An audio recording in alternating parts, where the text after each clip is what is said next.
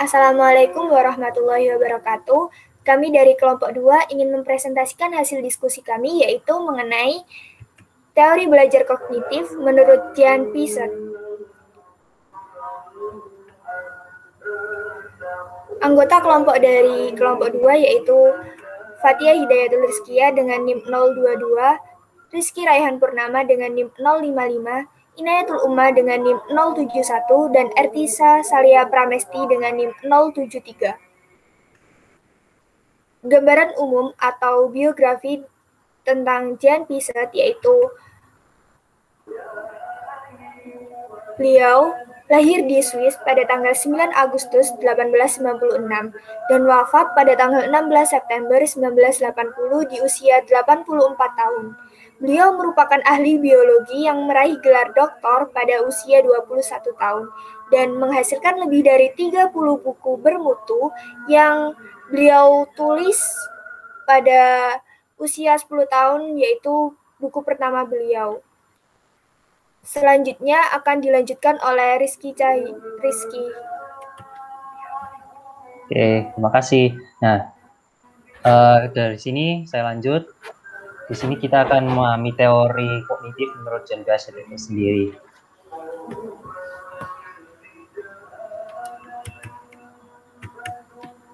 Nah, dari teori kognitif Jean Piaget itu suatu proses belajar akan terjadi apabila terdapat aktivitas individu berinteraksi dengan lingkungan sosial dan lingkungan fisiknya.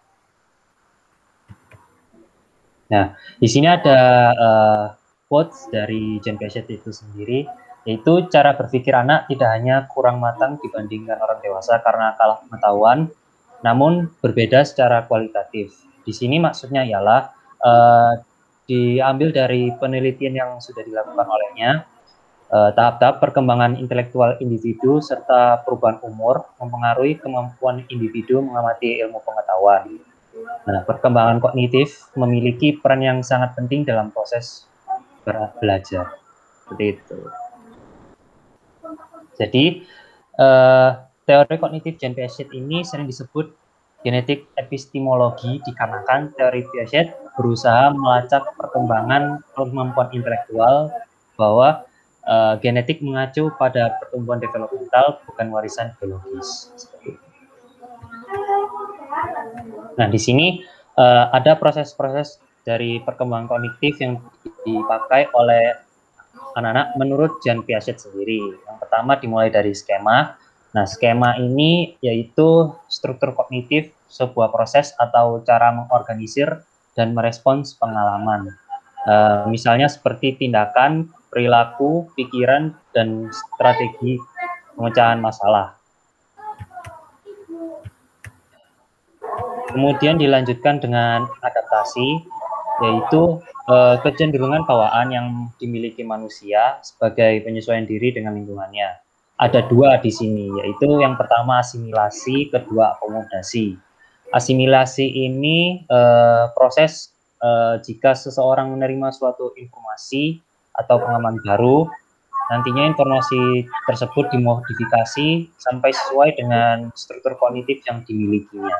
Kemudian yang akomodasi itu suatu proses di mana struktur kognitif yang dimiliki harus disesuaikan dengan informasi yang didapat.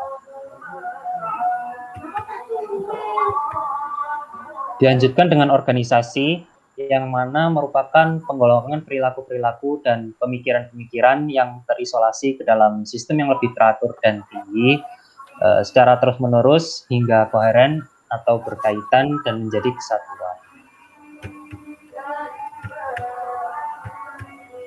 Kemudian proses selanjutnya ada ekuilibrasi, yaitu keseimbangan antara asimilasi dan akomodasi itu tadi. Nah, untuk selanjutnya tahap-tahap perkembangan kognitif dari Jean Piaget disambung ke Ertisa. Silakan. Baik, terima kasih. Materi selanjutnya yaitu tahap-tahap perkembangan kognitif menurut Jean Piaget. Terdapat 4 tahapan perkembangan kognitif. Yang pertama ada sensori motor, Yang kedua, ada tahapan praoperasional. Yang ketiga, ada tahap operasional konkret. Dan yang terakhir ada tahapan operasional formal.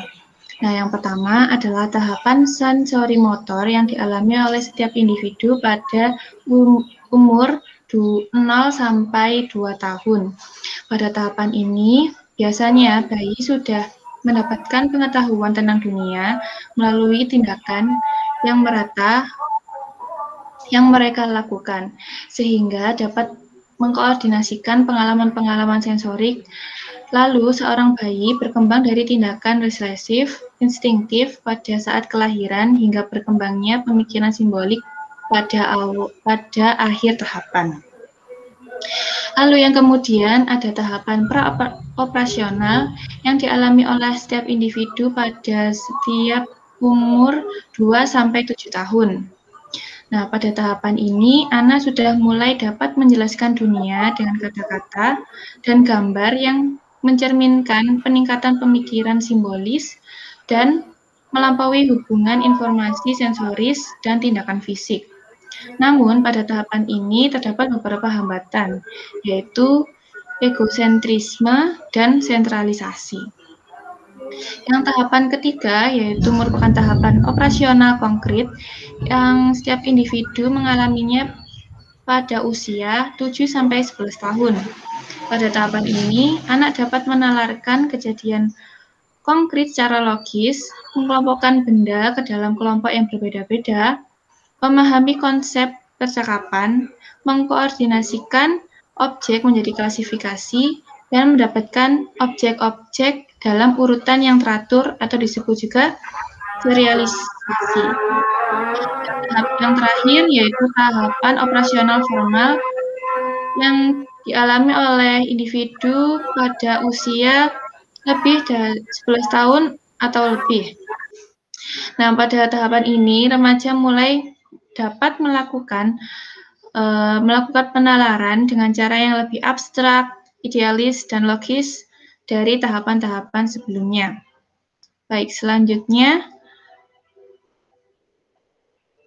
terdapat implikasi teori kognitif BZ dalam pembelajaran yang akan dilanjutkan oleh Fatia. Dipersilakan. Baik, terima kasih kepada Ernisha. Akan saya lanjutkan implikasi teori kognitif PISET dalam pembelajaran. Ujian PISET mengemukakan bahwa terdapat beberapa hal penting terkait teori belajar kognitif, antara lain yang pertama, individu dapat mengembangkan pengetahuannya sendiri. Titik pusat dari teori belajar kognitif PISET adalah individu mengalami kemajuan tingkat perkembangan kognitif ke tingkat yang lebih tinggi, di mana pengetahuan yang dimiliki oleh setiap individu dapat dibentuk dan dikembangkan oleh individu itu sendiri melalui interaksi dengan lingkungan yang terus-menerus dan berubah.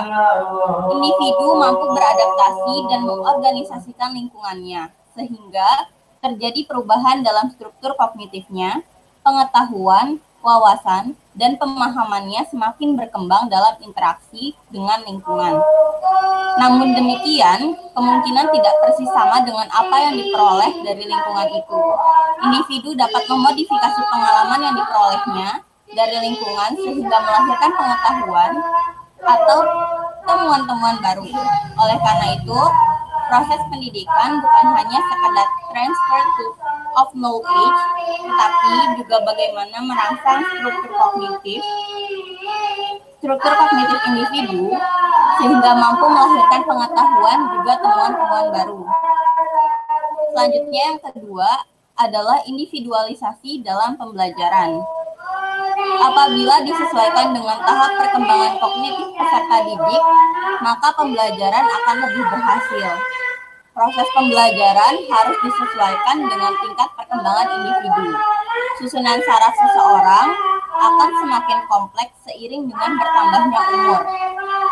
Penjenjangan atau penyesuaian bersifat hierarki, yaitu melalui tahap-tahap tertentu sesuai dengan umurnya. seseorang tidak bisa mempelajari sesuatu yang di luar kemampuan kognitifnya. Tingkat perkembangan peserta didik harus dijadikan dasar pertimbangan guru dalam menyusun struktur dan urutan mata pelajaran di dalam kurikulum. Contohnya belajar menggambar, mengenal benda, menghitung, dan lain-lain. Dalam proses pembelajaran juga harus memperhatikan tingkat perkembangan peserta didik. Bahasa dan cara berpikir anak berbeda dengan orang dewasa. Oleh karena itu, dalam proses pembelajaran, guru harus menggunakan bahasa yang sesuai dengan cara berpikir anak. Slide selanjutnya.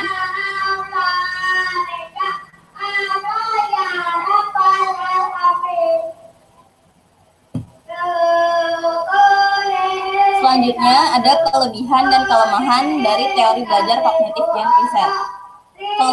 Kelebihan dari teori Jean Piaget ini yaitu yang pertama, siswa memiliki kemampuan memproses informasi-informasi baru yang diterimanya.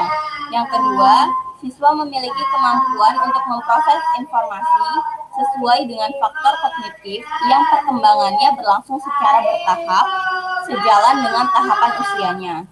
Selanjutnya, ada kelemahan dari teori Jean Piaget.